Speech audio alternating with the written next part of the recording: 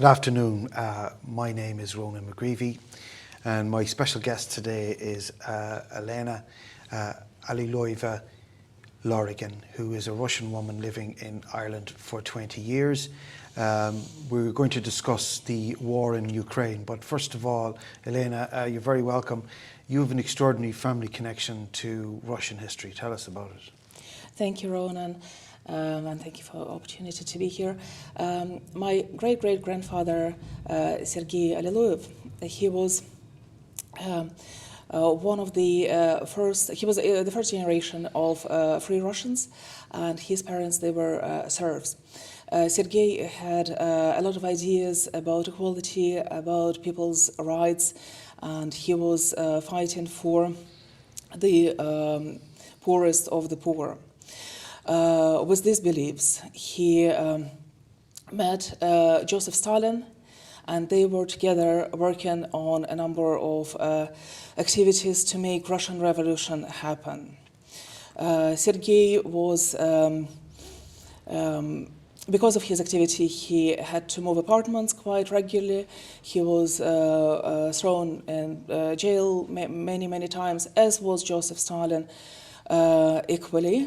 And Sergei, he also he was hiding Vladimir Lenin in 1917, in July 1917, in his apartment in St. Petersburg.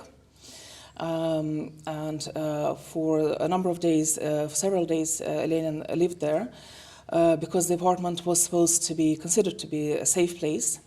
And when it was decided that it was no longer safe, my great-great-grandfather helped Lenin to relocate elsewhere and changed his looks and made sure that he moved to another safe place. So we could say that your great-grandfather changed the course of world history with his actions in 1917. Absolutely, that is very true. He changed the course of history, and himself and his family, his children, his wife, everybody were involved in. It was this, the idea of a revolution, of equality. Everybody, the entire family, had the same values and helped make things happen. Now, you also have a strong family connection to Joseph Stalin. Your great-aunt married Stalin. Tell us about that. This is correct. Joseph Stalin, at the time, he also stayed in our apartment a number of times, but because he was quite an insignificant character back then, he could stay if there was room for him. Lenin could always stay. Stalin could only stay if it suited the family at the time. And yet, Joseph Stalin, he met my great-grandfather's sister, Nadezhda, in that apartment, and she was only 16, and he was about 25 years older than her, in his early 40s, and they got married quite quickly, and they had 2 children, Svetlana and Vasily. And she died in tragic circumstances in 1932, I believe. Tell us about that. Nadezhda died very young. She was only 31 years of age. It is said that they, both Joseph Stalin and Nadezhda, they were at a reception in Kremlin for whatever occasion it was. It was November, maybe something to do with some date for the revolution or whatever it was. They were at a reception, they had an argument, and Nadezhda walked out. She came to their apartment. They all lived in Kremlin, and she, it is believed, we don't know, for a fact, it is believed that she took her own life. She shot herself with a pistol that my great-grandfather, Pavel, gave her for self-defense. At the time, it was very dangerous for women to be on the streets and even commuting to work in Russia. So it wasn't unusual that he gave that pistol to her. but unfortunately it seems that she used it to take her own life. We have this extraordinary photograph that you gave to the Irish Times a few years ago. Tell us a little bit about it. We see Stalin here in the photograph. Who else is in it? But that's members of your family. That photograph shows my great grandmother Evgenia, and she was a very very interesting character, and it is believed that she had very close relationship with Stalin, and I heard rumors that there was some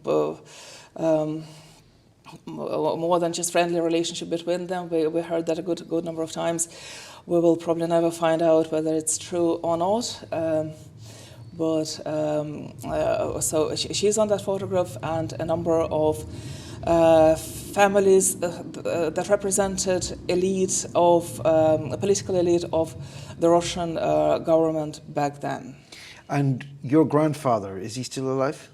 My grandfather, unfortunately, he died a year ago from COVID. Oh, right. He was immunologist himself, and for whatever reason he decided not to get vaccinated, and he did. But he was very active until he died at age 90. He was working practically till the last days. And he personally remembered Stalin, right? He personally remembered Stalin, and he wrote about it. He gave a number of interviews. He remembered Stalin. He remembered sitting on Stalin's knee. He remembered going to Stalin's dacha, the country house, and we hear a lot of family stories, how they were members of the. Stalin used to like to work late at night, and he used to like to invite everybody who worked for him to have meetings late at night in a place that suited him. So we hear stories that all this political elite were in the house, and my relatives, my grandfather, his sister, and others, and they often said that he was kind to children and attentive. They saw him as a person, not as a monster, dictator, or psychopath. Yeah. Absolutely.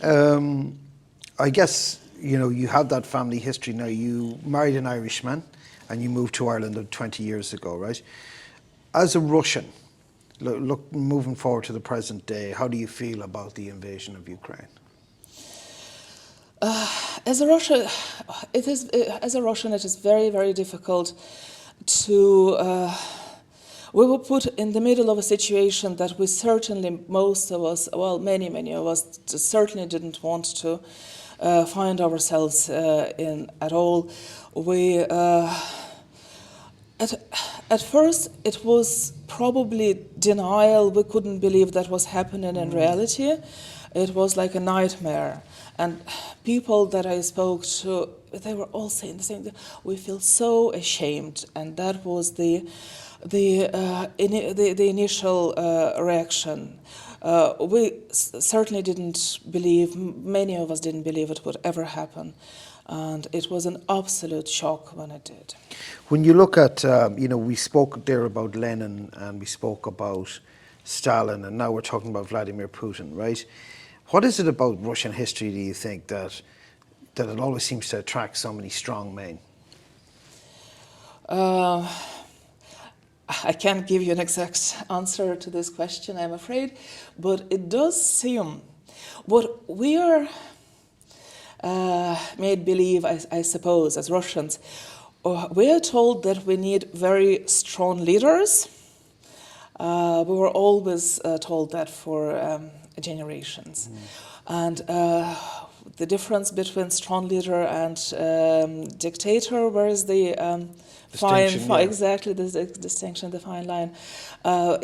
During Putin's time, we had culture of Stalin was developed, and monuments were re-erected, and it was a lot of the history was I wouldn't say changed, but we were led to believe that many things happened for the right reasons.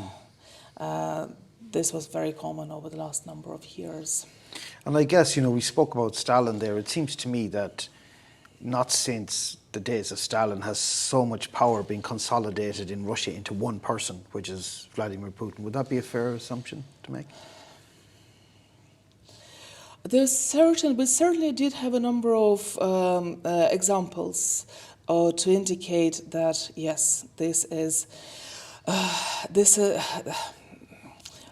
Putin perhaps had Stalin as a role model, and many of the things seemed right and attractive, and the way to lead the country.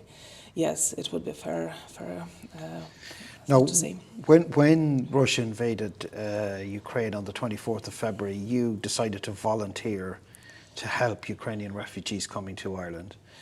Tell us why you decided to do that. Well, it was a very, I suppose, natural thing to do.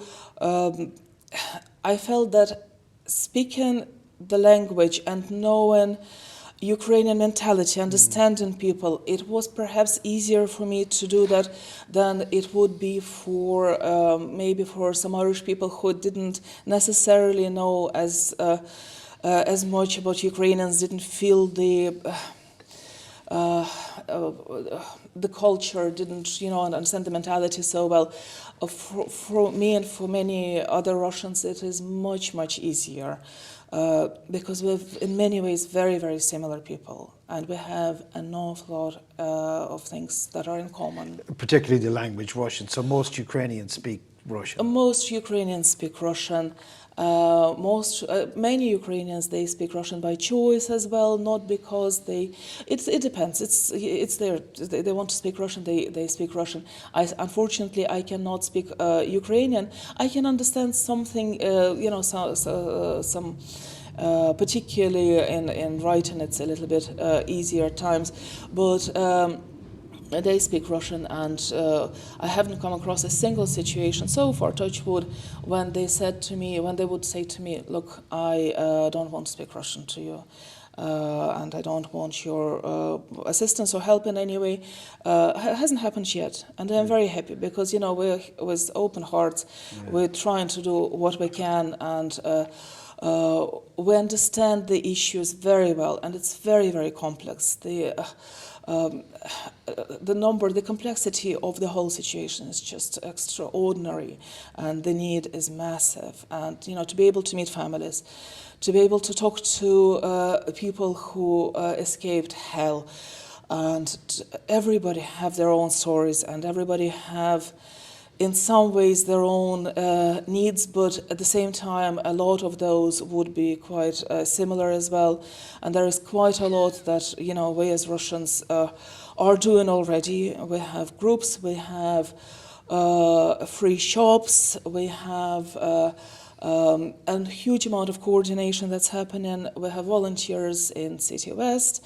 You just name it, there are Russian people involved in every aspect of relief for the refugees. And how do you find, what has been the experience so far of the Ukrainian refugees you've dealt with in Ireland?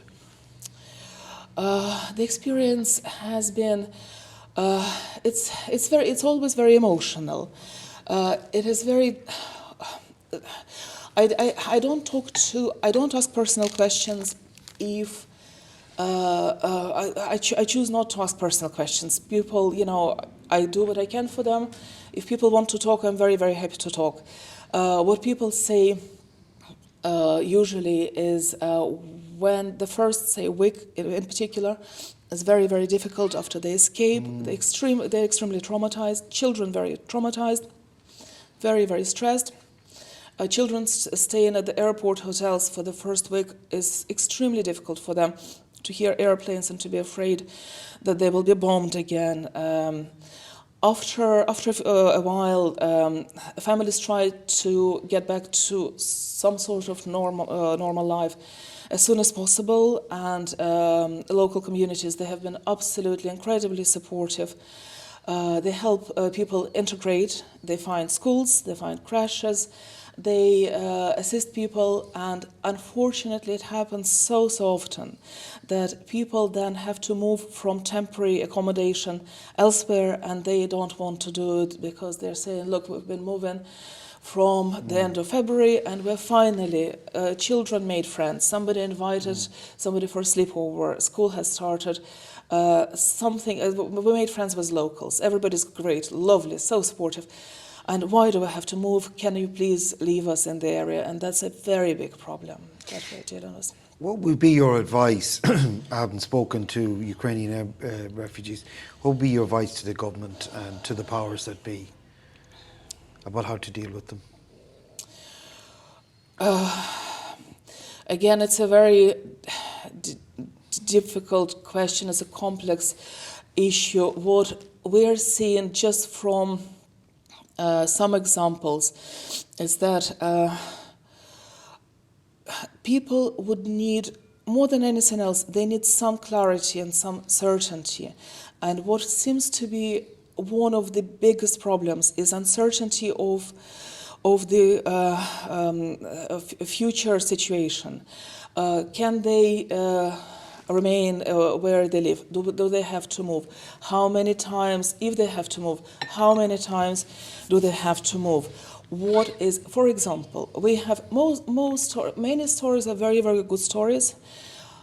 We have a couple of stories that didn't just sound right. We had some situations when maybe hotels welcomed refugees, but the standards weren't. Say, for example, the quality and quantity of food wasn't adequate according to the refugees and the local support groups likewise. On one occasion, there was a complaint made, and it does seem that the hotel asked that particular complainant to leave the hotel, although, as far as we know, they are not as such the guests of the hotel. They're in the care of the Irish government. Mm-hmm. The government is paying the hotel. They're paying for adequate standards of food to be provided. And we don't know, from legal point of view, we don't know it's also new. We don't really understand what rights have they got, and what they can do and they cannot do. And it would be very, very useful if we could find out how we can help people better. Because I also don't want to create situations. When I say something, I give advice. I have a friend who is a solicitor, and he's helping for free. I get advice. I say something to somebody, but the last thing I want to do is to harm them, to give them bad advice, something that is lacking, if I'm lacking information, and then I harm them. And these poor people who have been through so much as a result of my actions, that they might be worse off than they would have been without me. So from that point of view, just, for the Ukrainian people to have some understanding of their the future plans, the stability for them, and for us to be able to get access to sources that would explain to us how to give proper, clear advice to anybody who needs it. I guess one of the things that it's becoming apparent that this isn't going to be a temporary thing, that some of these refugees may be in Ireland for years. Maybe that is quite possible, and that is one thing that upsets people very much. So many women, their husbands back in Ukraine, they are very upset. Children are very upset. One lady, I was in touch with her about something completely different. She's in County Clare, I think. I think she was coordinating lists of whatever humanitarian aid was required for for that particular hotel. And then she wrote to me, she said, do you by any chance know a psychologist? Because my son needs, and I think that problem was solved. And she wrote the next day, she said, we realized that it was to do with the fact that father was so far away. Of course. And again, back to, we don't know when we'll see him again. Of course. They want to go back. A lot of people, a lot of women I spoke to, they want to go back. One lady yesterday said, she's from Kiev and her husband is there, and she said, oh, the trams are back running again and we're waiting for the 9th of May. The 9th of May is the date when, for some reason, was given to us because of the, I presume, the May Day celebration. That day is in people's minds that they will be able to go home around about that day. A lot of people realize that, or maybe not realize, maybe a lot of people think that it's not going to happen. They say that they are likely to stay in Ireland for probably, they'll have to stay in Ireland for longer. I was talking to a few people who, you know, from day one, how can we get a job? They were working as very different. You know, there's some self-employed people who, that particular family, I think they had a business, like delivery business in Ukraine. They want to do something here. Somebody else is a doctor, somebody else is a teacher. A lot of them, they want to help and they want to get into the system, they want to get involved and they want to start working. They want to be able to get their own or some accommodation, anything at all, which is the biggest issue at the moment, sure. And has a lot of potential dangers as people are giving up waiting to go through formal sources, and they do their own thing on Facebook. And anybody I talk to who does that, I say, please, can we just have at least your contact details? If this is what you choose to do, we want to make sure that, you know, but we're trying. But okay, I mean, it is difficult, obviously, to get accommodation in this country. I suppose, you know, we have discussed this issue before, but just for the record, I mean, you said to me that you feel it'll be generations before Russia is able to purge itself of the shame of this invasion. Do you still feel that way? A lot of people say that, and I personally feel that way. It would be generations before, and Russia will be rebuilding everything and in Ukraine and doing anything that's possible. Well, again, look, I'm just an ordinary person. I'm not a politician, but I remember growing up in Soviet Union, and for us, Germany were always the enemy, the aggressor, and, you know, Germans are bad people, and now we are going to be on that situation exactly, that Russians are, you know, unfortunately, you know, there will be generalizations, they are happening already. Yes. And to a great extent, and it involves a lot of people that haven't had anything to do with politics of any sort, whether it's over cultural, you know, music, theatre, or anything at all. The contracts have been cancelled. The sportsmen, sure. Take any aspect of life. How do you feel about that? I don't agree with this at all. Personally, I think this is wrong. You know, I don't believe in collective punishment for all the people. You know, we have our own. We should be responsible for our own actions. Yeah. I think it's easier, perhaps, yes, put one country as one group and just deal with them all as one, but it is not the correct way to do it. And yes. I completely disagree with this approach, personally. Okay. What do you hope will emerge, what outcome do you hope will emerge from this war for Russia? It's very hard to find a positive outcome of any sort. Well, we can, now we know how many problems the country has with its army that nobody realized before. But then again, that's, it is an outcome. You can say it's an outcome, but again, a very negative outcome. I can't think of anything positive. A lot of people are leaving Russia if they can. A lot of people are getting, say, for example, Israeli citizenship because we have, I think most Russian people, they have some level of Jewish blood. Many, we're all mixed. A lot of people are leaving, and a lot of people don't have confidence in the future. They're trying to, to bring up their children elsewhere and have their businesses. And the sanctions against Russia, there are so many companies left. So many pharmaceutical companies, for example, they're gone. So people who are dependent on medication, many of these people, they are likely to not being able to lead the same lifestyle because the access to their tablets is going to be gone once supplies are gone.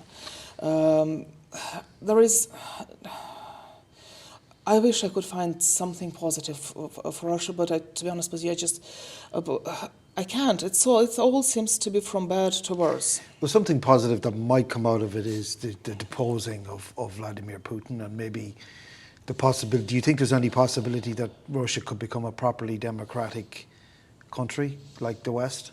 I don't know, Ronan. It's very. We always said. Everybody always said, Russia has its own unique way. Of the way it exists, it lives. What is our unique way? What our unique way will be going forward? I really don't know. Again, it's about people. It's about quality of life. It's about normal happiness and being able to be safe and to have ordinary, normal, simple things that will.